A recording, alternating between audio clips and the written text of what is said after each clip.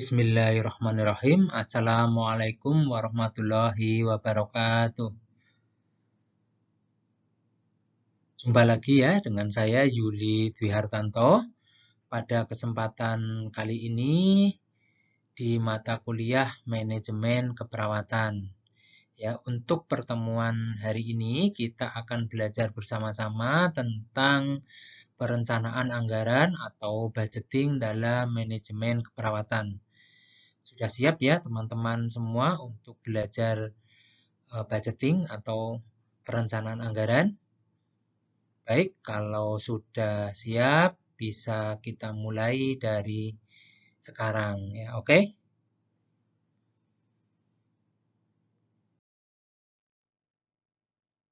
Materi perencanaan anggaran dalam manajemen keperawatan ini terbagi menjadi 6 pokok bahasan ya.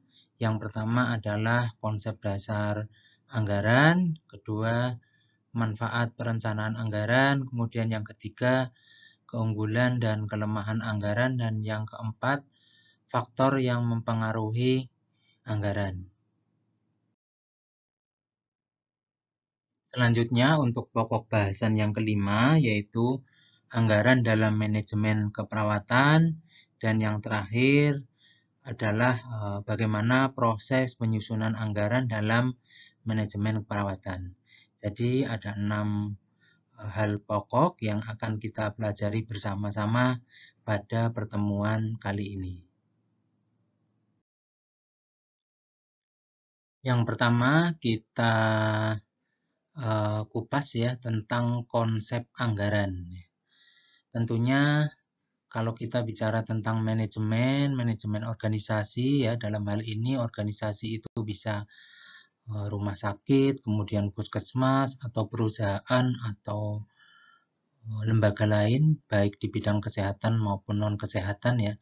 Tentunya manajemen dalam menetapkan tujuan dan sasarannya, membuat rencana untuk mencapai tujuan dan sasaran tersebut, perlu melakukan yang namanya penganggaran atau perencanaan anggaran. Nah, ini perencanaan anggaran atau penganggaran menjadi hal yang sangat penting bagi manajemen organisasi, khususnya dalam hal perencanaan.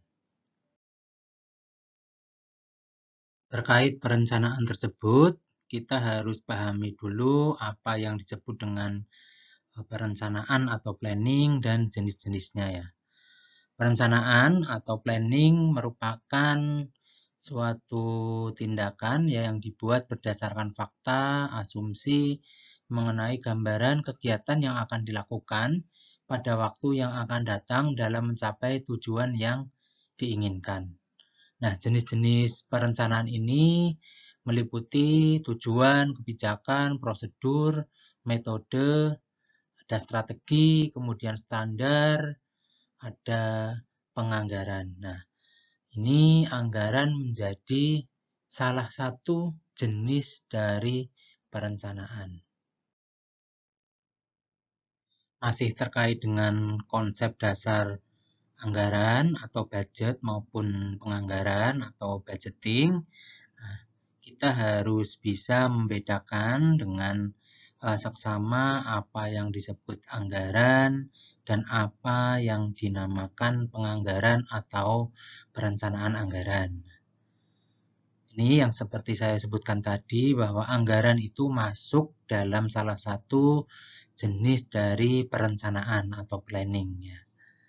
Nah, untuk anggaran ini atau budget itu merupakan rencana tertulis mengenai kegiatan suatu organisasi yang dinyatakan secara kuantitatif dan umumnya dinyatakan dalam satuan uang untuk jangka waktu tertentu. Itu menurut Nafarin ya. Kemudian menurut Munandar, anggaran atau budget adalah rencana yang disusun secara sistematis dalam bentuk angka dan dinyatakan dalam unit moneter yang meliputi seluruh kegiatan dalam sebuah organisasi untuk periode tertentu di masa yang akan datang. Nah, setelah tadi pengertian dari anggaran, Sekarang kita bedakan dengan penganggaran ya. Tadi anggaran atau budget. Sekarang adalah penganggaran atau perencanaan anggaran atau budgeting. Kalau penganggaran atau perencanaan anggaran merupakan suatu proses ya. Jadi bedakan dengan anggaran tadi ya. Kalau perencanaan anggaran adalah proses penyusunan anggaran yang dibuat untuk mencapai tujuan organisasi dalam memperoleh laba atau keuntungan. Atau bisa merupakan suatu agenda yang dinyatakan dalam bentuk unit moneter serta disusun secara terpadu dan sistematis untuk mengestimasikan kebutuhan keuangan pada jangka waktu tertentu. Jadi sudah bisa dipahami ya pengertian anggaran atau budget maupun pengertian penganggaran atau perencanaan anggaran atau budgeting ya. Tolong untuk dibedakan pengertian anggaran dan perencanaan anggaran tersebut. Kemudian untuk karakteristiknya, karakteristik dari anggaran itu ada 6 ya. Yang pertama adalah menaksir potensi laba unit bisnis, kemudian dinyatakan dalam satuan moneter yang didukung dengan jumlah satuan lain, kemudian merupakan komitmen manajemen ya. Yang keempat, penyusunannya disetujui oleh atasan. Yang kelima, hanya dapat diubah dalam kondisi tertentu, dan yang terakhir, secara berkala kinerja keuangan aktual dibandingkan dan dilakukan analisis selisih serta penjelasannya. Kemudian untuk unsur budget ya, ini ada 4 ya. Yang pertama yaitu rencana, yang kedua adalah kegiatan, yang ketiga unit moneter, dan yang keempat adalah jangka waktu tertentu. Jadi budget itu mempunyai 4 unsur. Jadi 4 unsur ini harus ada dalam setiap kegiatan anggaran. Sekarang kita lanjut ke fungsi anggaran ya. Dalam hal ini akan kita bedakan menjadi 3 macam fungsi. Yang pertama yaitu fungsi planning, yang kedua coordinating, dan yang ketiga controlling. Untuk fungsi yang pertama di bidang planning, ini anggaran membantu manajemen untuk meneliti, mempelajari segala masalah yang berkaitan dengan aktivitas yang akan dilaksanakan. Kemudian yang kedua, membantu mengarahkan seluruh sumber daya untuk menentukan aktivitas yang paling menguntungkan. Yang ketiga, membantu menunjang kebijaksanaan organisasi. Kemudian selanjutnya membantu manajemen memilih tujuan organisasi. Yang kelima, membantu menstabilkan kesempatan kerja yang tersedia serta membantu pemakaian alat-alat fisik secara lebih efektif. Jadi ini fungsi anggaran di bidang planning. Lalu fungsi anggaran di bidang coordinating apa saja ya? Itu ada 4 ya. Yang pertama yaitu membantu mengkoordinir faktor sumber daya manusia dengan organisasi. Kemudian membantu menilai kesesuaian antara rencana aktivitas organisasi dengan keadaan lingkungan usaha yang dihadapi. Yang ketiga, membantu menempatkan pemakaian modal pada saluran-saluran yang menguntungkan sesuai dan seimbang dengan program organisasi. Dan yang terakhir, membantu mengetahui kelemahan dalam organisasi. Jadi ini ada 4 ya, fungsi anggaran di bidang coordinating. Lalu apa saja fungsi anggaran di bidang controlling ya? Ini ada 3 ya. Yang pertama, membantu mengawasi kegiatan dan pengeluaran. Kemudian yang kedua, membantu mencegah pemborosan, dan yang ketiga, membantu menetapkan standar baru. Jadi ada 3 fungsi anggaran di bidang controlling ya.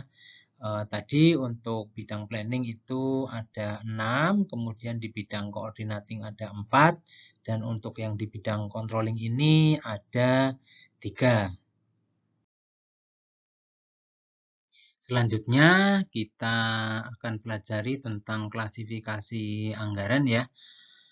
Anggaran ini diklasifikasikan berdasarkan beberapa hal ya. Yang pertama berdasarkan ruang lingkupnya, yang kedua berdasarkan fleksibilitasnya, dan yang ketiga berdasarkan jangka waktunya. Nah, berdasarkan ruang lingkupnya itu ada 2 jenis anggaran ya, yaitu komprehensif dan parsial.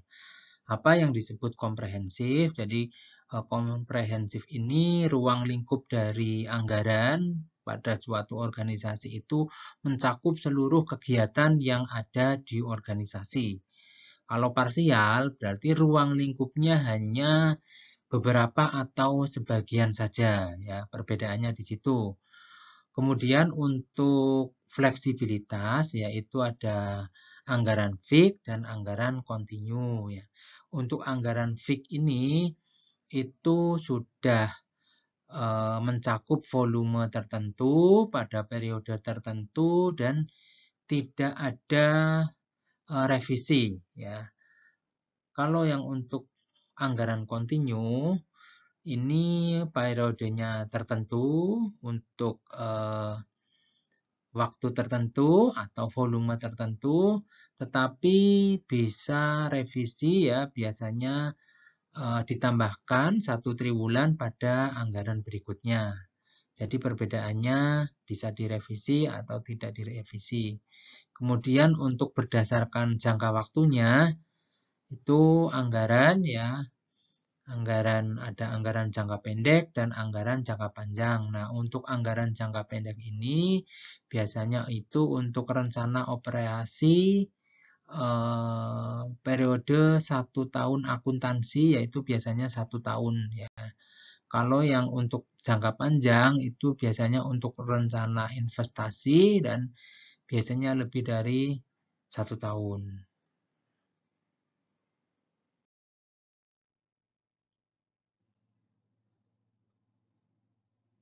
Untuk konsep dasar anggaran sudah dapat dipahami ya. Kita lanjut ke manfaat penganggaran atau perencanaan anggaran ya. Ini manfaatnya ada 5 ya. Yang pertama membantu mengarahkan manajemen untuk menghindari pengeluaran yang berlebihan atau over budget. Yang kedua, memberikan gambaran mengenai prioritas alokasi sumber daya yang ada. Yang ketiga, menghubungkan antar individu, kelompok, atau tim dengan manajemen ya. Yang keempat, memberikan informasi mengenai hasil yang aktual. Dan yang kelima, mendukung manajemen dalam menentukan tindakan-tindakan yang perlu diperbaiki. Lalu apa sebenarnya dari penyusunan anggaran ini ya, tujuannya ya. Tujuan dari penyusunan anggaran yang pertama adalah untuk menyatakan harapan atau sasaran organisasi secara jelas dan formal, sehingga bisa menghindari kerancuan dan memberikan arah terhadap apa yang hendak dicapai oleh manajemen. Ya, yang kedua, untuk mengkomunikasikan harapan manajemen kepada pihak-pihak terkait sehingga anggaran itu dapat dimengerti, kemudian didukung dan dilaksanakan. Tujuan yang ketiga adalah untuk menyediakan rencana rinci mengenai aktivitas dengan maksud mengurangi ketidakpastian dan memberikan pengarahan yang jelas bagi individu maupun kelompok dalam upaya untuk mencapai tujuan organisasi. Kemudian yang keempat adalah untuk mengkoordinasikan cara yang akan ditempuh dalam rangka memaksimalkan sumber daya. Untuk tujuan yang terakhir, yang kelima, yaitu untuk menyediakan alat pengukur dan mengendalikan kinerja individu dan kelompok, serta menyediakan informasi yang mendasari perlu tidaknya adanya tindakan koreksi. Jadi tujuan penyusunan anggaran ada 5 yang seperti saya sebutkan tadi. Kemudian untuk tahap perencanaan anggaran itu ada 4 tahap pokok ya. Yang pertama adalah penetapan filosofi dan misi ya. Yang kedua penetapan tujuan dan strategi, yang ketiga penyusunan program, dan yang terakhir penyusunan anggaran. Ini terkait dengan organisasi ya, manajemen tadi disebutkan di awal kan, menetapkan strategi, kemudian menetapkan tujuan ya, dan pada akhirnya tercipta anggaran ya. Ya, sekarang kita membahas tentang keunggulan dan kelemahan anggaran ya. Tentunya budget atau anggaran ini ternyata itu ada keunggulannya, di sisi lain ada kelemahannya ya. Untuk keunggulannya itu ada 5 ya. Itu yang pertama, bagi manajemen itu merupakan hasil proyeksi ini dapat menciptakan peluang untuk memilih rencana yang paling menguntungkan untuk dilaksanakan ya. Kemudian dalam menyusun anggaran diperlukan analisis yang sangat teliti terhadap setiap tindakan yang akan dilakukan. Nah, analisis ini ternyata itu sangat bermanfaat untuk manajemen ya, sekalipun ada pilihan untuk tidak melanjutkan keputusan anggaran tersebut ya. Jadi ini kan ada tindakan yang teliti tadi ya. Itu sangat bermanfaat untuk manajemen. Kemudian yang ketiga, anggaran merupakan penelitian untuk kerja ya, sehingga dapat dijadikan patokan untuk menilai baik buruknya suatu hasil yang diperoleh. Kemudian keunggulan yang keempat, anggaran memerlukan adanya dukungan organisasi yang baik, sehingga setiap manajer mengetahui kekuasaan, kewenangan, maupun kewajibannya. Dan yang terakhir, keunggulan anggaran ini ya, mengingat setiap manajer atau penyelia dilibatkan dalam penyusunan anggaran, maka memungkinkan terciptanya perasaan ikut berperan serta atau sense of participation ya. Ini ada 5 keunggulan dari anggaran. Sedangkan untuk kelemahan anggaran itu ada 4 ya. Yang pertama, anggaran itu kan disusun berdasarkan estimasi. Nah, karena anggaran disusun berdasarkan estimasi, maka terlaksananya kegiatan-kegiatan tersebut tergantung pada ketepatan estimasi yang telah ditetapkan ya. Jadi kalau ternyata estimasinya tidak tepat, ya kegiatannya dapat dilaksanakan tapi tidak optimal ya. Kemudian yang kedua, anggaran hanya merupakan rencana dan rencana tersebut baru berhasil apabila dilaksanakan secara sungguh-sungguh. Yang ketiga, anggaran juga hanya merupakan suatu alat yang dipergunakan untuk membantu manajer dalam melaksanakan tugas-tugasnya, bukan untuk menggantikannya ya. Ini perlu dicatat, hanya untuk membantu manajer dalam melaksanakan tugas-tugasnya, bukan untuk menggantikan posisinya ya. Kemudian yang keempat yaitu kondisi yang terjadi tidak selalu 100% sama dengan estimasi atau yang diramalkan sebelumnya. Sebab itu anggaran perlu mempunyai sifat yang luas. Jadi nanti ada syarat-syarat penyusunan anggaran ya, termasuk diantaranya yang satu ini adalah mempunyai sifat yang luas. Nah, pokok bahasan yang selanjutnya adalah faktor-faktor yang mempengaruhi penyusunan anggaran. Nah, tentunya ini ada faktor internal maupun faktor eksternal ya, faktor yang ada dalam organisasi internal, kemudian yang berasal dari luar organisasi eksternal ya. Apa saja faktor internal dan faktor eksternal? Kita pelajari bersama-sama. Untuk faktor internal yang mempengaruhi anggaran itu ada 4. Ya, yang pertama adalah hasil aktualisasi penganggaran pada periode sebelumnya. Kemudian kebijaksanaan yang ditetapkan terkait penyusunan dan pelaksanaan penganggaran. Yang ketiga, tenaga kerja, tim atau divisi yang menerapkan susunan penganggaran, dan yang terakhir adalah sumber daya yang tersedia. Jadi ada 4 faktor internal yang mempengaruhi anggaran ya, mempengaruhi penyusunan anggaran.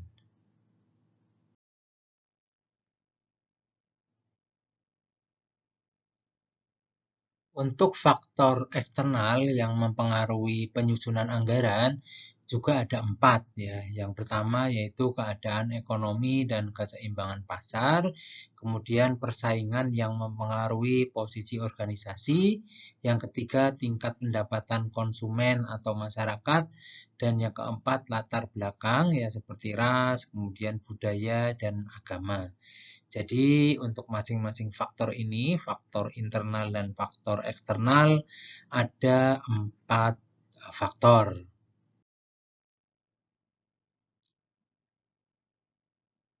Lalu bagaimana anggaran dalam manajemen keperawatan? Nah, ini menjadi hal yang penting ya untuk kita pelajari bersama ya, bagaimana pentingnya anggaran dalam manajemen keperawatan.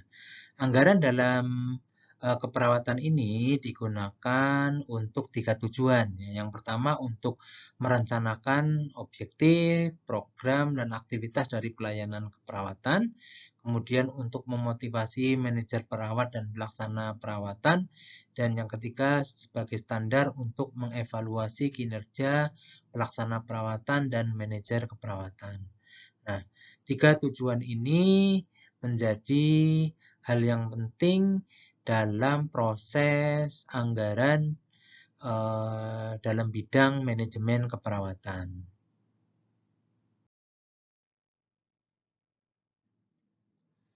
Untuk prinsip penyusunan anggaran dalam manajemen keperawatan ini tidak jauh berbeda dengan prinsip penyusunan anggaran pada umumnya ya. Ada 9 prinsip penyusunan anggaran ya, termasuk dalam manajemen keperawatan ya. Yang pertama adalah manajemen involvement, kemudian yang kedua organizational adaptation, yang ketiga responsibility accounting, yang keempat goal orientation, yang kelima full communication, yang keenam realistic expectation, yang ketujuh timelines ya, yang ke-8 flexible application, dan yang ke-9 reward and punishment. Untuk manajemen involvement ini bisa diartikan bahwa manajemen harus mempunyai komitmen ya yang kuat untuk mencapai segala sesuatu yang direncanakan. Jadi manajemen terlibat dalam penyusunan rencana, kemudian mempunyai komitmen yang kuat dalam segala sesuatu yang direncanakan, termasuk dalam perencanaan anggaran di bidang keperawatan. Prinsip penyusunan anggaran yang kedua yaitu organizational adaptation ya. Suatu rencana keuangan harus disusun berdasarkan struktur organisasi di mana ada ketegasan garis wewenang dan tanggung jawab. Nah, seorang manajer termasuk manajer keperawatan itu tidak dapat memindahkan tanggung jawab atas suatu pekerjaan walaupun dapat melimpahkan sebagian wewenangnya kepada bawahan ya. Jadi ini pengertian dari organizational adaptation.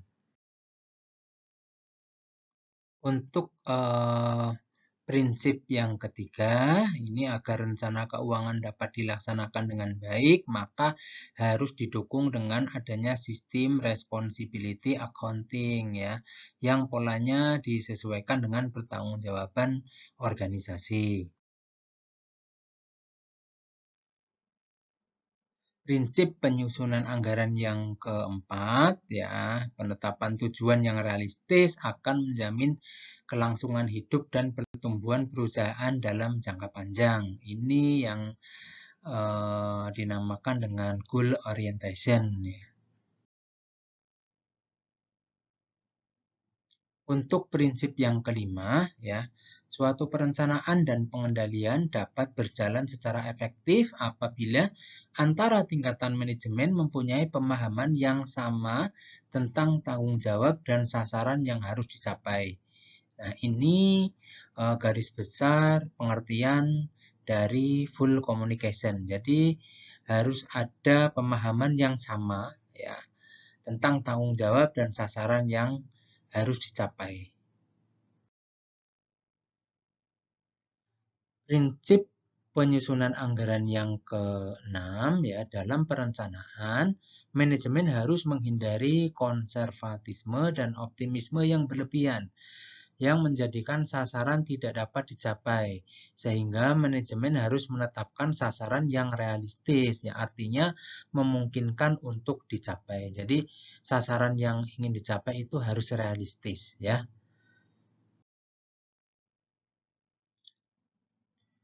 Kemudian untuk prinsip penyusunan anggaran yang ketujuh, ya, ini laporan yang berupa informasi, ya, harus diterima tepat pada waktunya sehingga informasi tersebut dapat efektif dan bermanfaat bagi manajemen. Ini untuk prinsip penyusunan anggaran yang ketujuh.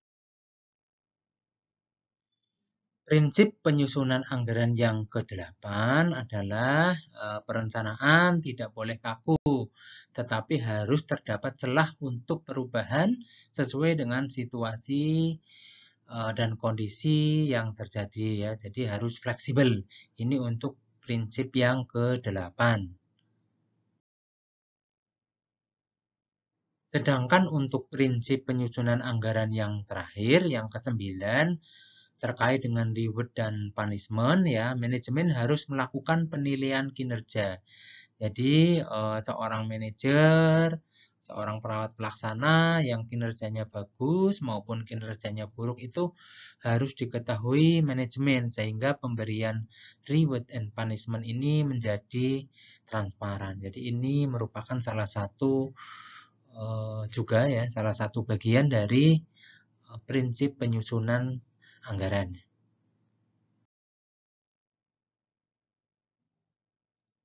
Nah, kita sampai di ujung materi kita kali ini, ya, terkait dengan syarat-syarat dalam menyusun anggaran. Sebenarnya ini tadi sudah beberapa kali saya singgung, ya, terkait dengan penyusunan anggaran. Di prinsip juga sudah ada beberapa, ya.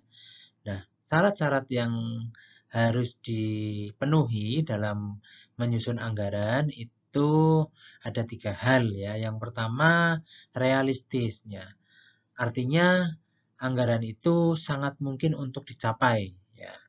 Yang kedua, luas. Artinya tidak kaku sehingga ada peluang untuk perubahan sesuai dengan situasi dan kondisi.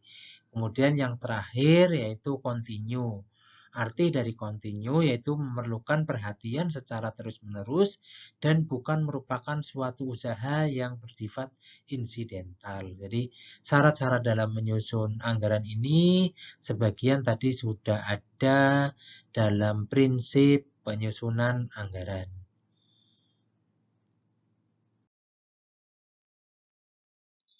Ini adalah penutup dari pertemuan kita kali ini, ya, dapat kita ambil kesimpulan, ya, bahwa sebuah anggaran yang baik itu harus berdasarkan pada tujuan, kemudian sederhana, mempunyai standar, fleksibel, berimbang, dan menggunakan sumber daya yang tersedia untuk menghindari peningkatan biaya.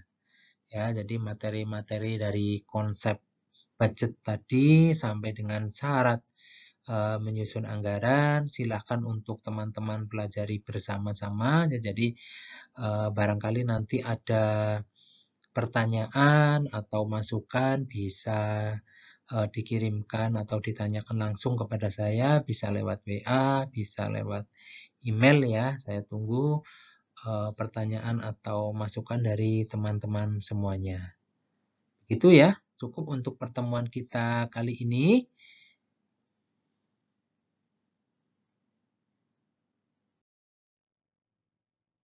Terima kasih atas perhatiannya. Saya akhiri untuk pertemuan pada hari ini. Ya, bila ada tutur kata yang kurang berkenan, mohon maaf yang sebesar-besarnya. Saya akhiri. Wabillahi taufik wal hidayah. Wassalamualaikum warahmatullahi wabarakatuh.